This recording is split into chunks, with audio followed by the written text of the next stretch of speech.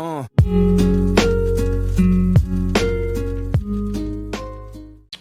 guys, welcome to another day on the shop. As you see, we're still working on the laser. Got the 4G63 all disassembled. It's painted, as you saw in the last video. It's all painted up, ready to go. We're taking care of all these other components, cleaning them up. We're going to get some paint on them. Like this, we're probably just going to clean up and then maybe put some more gray paint on it. The oil pan looked good. I'm not worried about that. These mounts look pretty good. Other than a few spots, we'll probably get some black paint. We're going to try and clean this intake up as much as we possibly can to shine it up. The radiator's just the way it's going to be. The head's going to go to the machine shop and come back crispy and clean. Oh, everything else is about to get cleaned up, and we're going to start assembling a short block whenever I get all this other stuff cleaned. Right now, I've already knocked out some of this. It's sitting here drying. The water pump, it looks fantastic compared to the grime it had on it earlier. What is this called? It is called a, basically it's the shield that protects the, why can't I think of these terms? This protects the, it's not a flywheel, it's the other plate. Yes. But I got all these other brackets right here. They're all pretty much clean, ready to go. This bearing's about to get a little bit more cleaner. These bolts are all going to get shined up. These brackets are going to get some more paint. And then over here, I've got the oil pump system that I'm fixing to clean completely up. And we're going to put new seals and everything else in there, but I've got to clean it all up first and check these sensors out and clean them as well. And that's what we're going to do. So let's get to cleaning this oil pump.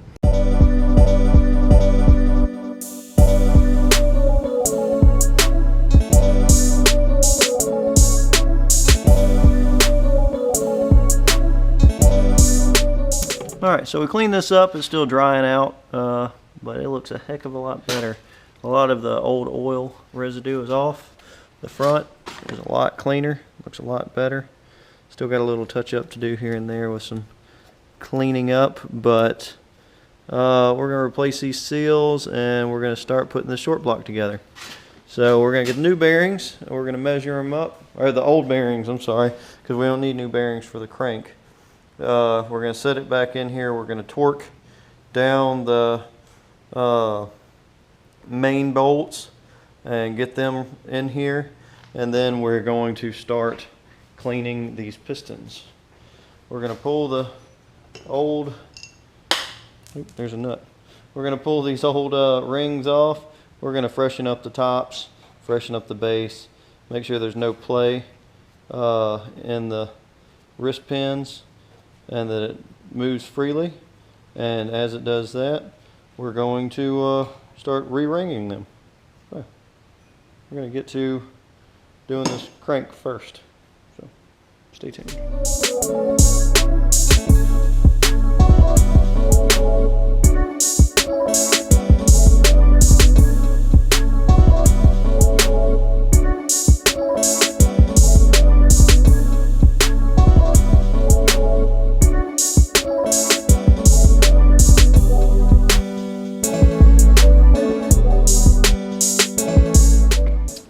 Well, we got the crank in there.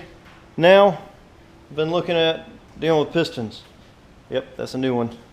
So the old one had a little hesitation in the wrist pin, which didn't move very well, and I didn't like that. So I swapped it over because I figured it was all beat up anyway.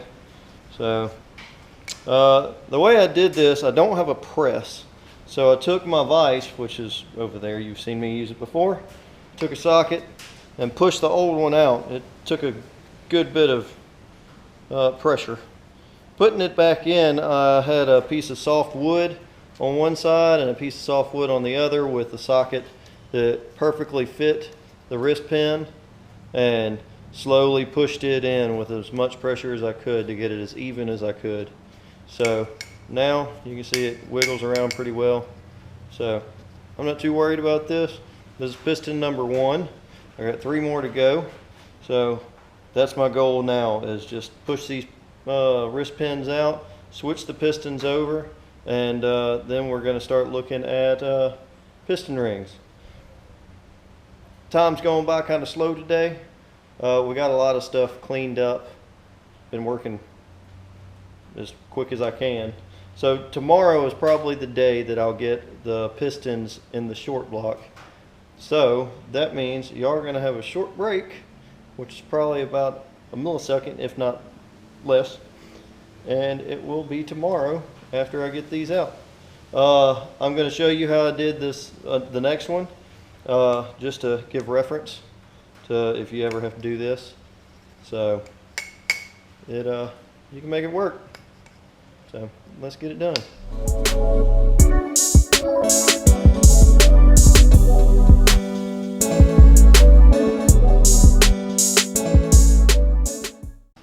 Alright, so now I'm going to press this one on. There's a little divot right, or a little hole right here for oil, and it goes on, let's see, arrow facing me, it goes to the left side. So that's how we're going to do it. Wrist pins right there. So we've already got it ready. Clean the rod up a little bit. Now we're going to press it in. Check the clearances. The clearances are extremely tight, which is great for this, but they're not too much. So let's press this in here.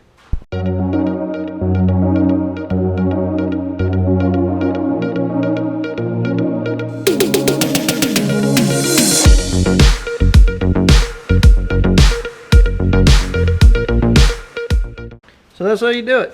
It moves around good, it feels smooth. Got some PB blaster in there. I'll have to push it a little bit back the other way because it's a little bit long on one side, a little bit short on the other. So I'm going to do that, and then I'm going to finish these pistons, and we'll start on the rest tomorrow. Alright, so we finished these. They look grand. All brand new pistons, all new wrist pins. The rods are cleaned up, not the lower part of them, but the upper part is. Tomorrow we shall be putting them in here. This thing turns over like butter, like nobody's business. Alright guys, today's a new day. We skipped forward through time. Got all the pistons done, cleaned up. Just got to start looking at these rings. Wherever I stuck them. Right here. Alright. Rings. We got, looks like first, second, and oil. Block is nice and oiled up. We'll be getting all 4 of these on here. Let's make sure these fit good, and also labeled number 1 through 4. So as you go through, it has not too much clearance, just enough. So we're going to get these in and get these bearings on. So we will have a full short block ready to go for the head and the rest of the timing equipment. So let's get to grinding these and measuring these. I've got my feeler gauges. I always have a pair of, or set of feeler gauges, wherever they are. I always have them somewhere. Wrong drawer. In my specialty drawer. Specialty. Feeler gauges. So we'll be going through these. These have numbers on them and different thicknesses.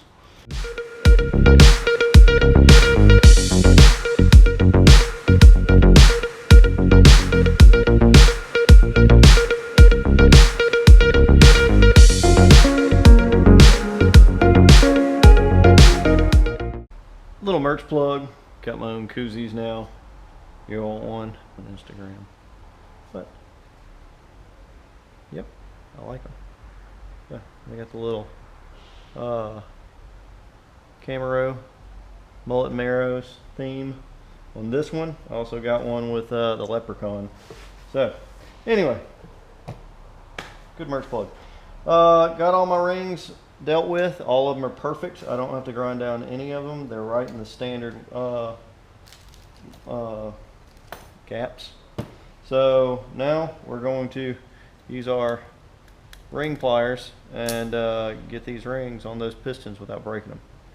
So we're going to start with the lowest and work our way up. So we're going to get the oil rings on, and then the second ring, and then the first ring.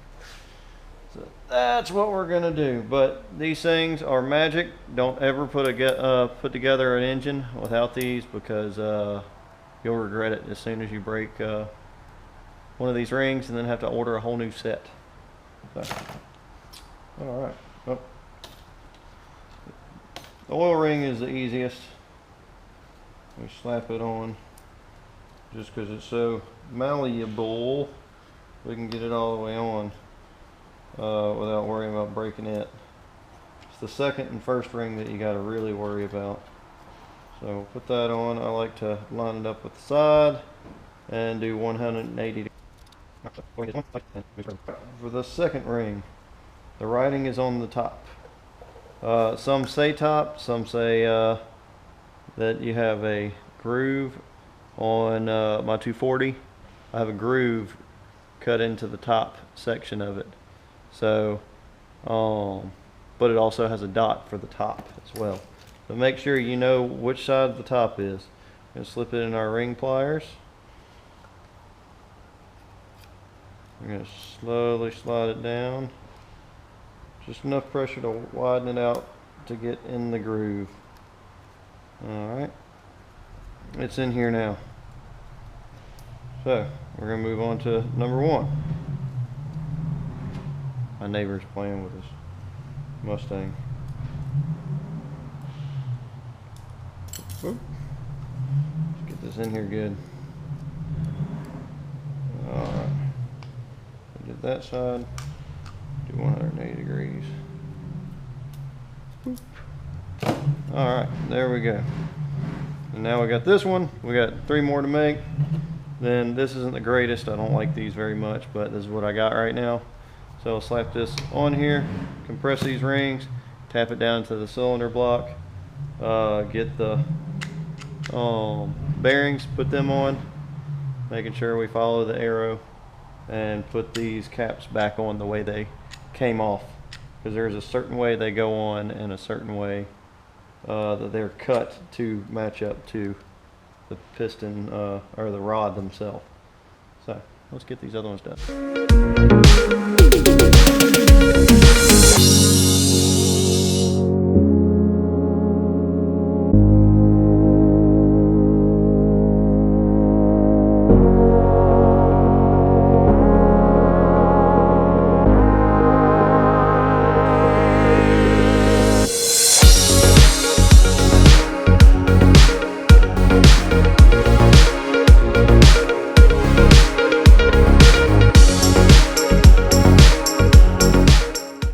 Okay, well, we've got that on. We've got our fresh bearing on. These bearings, they line up pretty well. So, yeah, we are going to be placing these in. Arrow facing forward. This is number 4. So we're going to slide it down and slowly tap it in.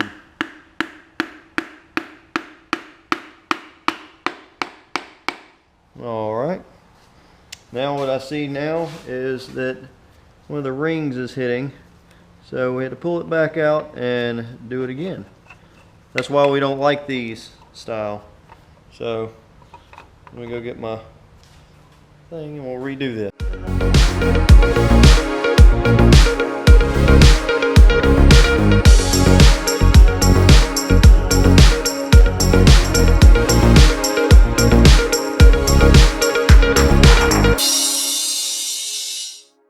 Alright, so we got the short block done. Got all 4 pistons in there. Oiled up, ready to go. We got to clean up a little bit and get ready for timing stuff and the oil pan. So, coming over here, bearings, done. Rods, done. Pistons, replaced. Rings, Gaskets everywhere, don't mind that. I re-looked it up. It's different. Bolts, not done. Clean, paint, yep. So we got bolts to clean to make them pretty again. Paint whatever we got to do. Clean up some more stuff and then get some more gaskets and put them in there. The bolts we got to order are the head bolts because damaged some of them. So, but thanks for watching progress. Next, we're going to hopefully have the head back, and then we'll start playing with oil squirters and hydraulic lifters, oil lifters, whatever you want to call them, and getting the cams back in and everything, and doing the timing. And we can go through and explain a little bit more about this engine, which is a little bit different than other engines because it has balance shafts in the engine, which I've never dealt with before. Nissan does not do that. Mitsubishi does. So, thank you again for joining in, and until next time.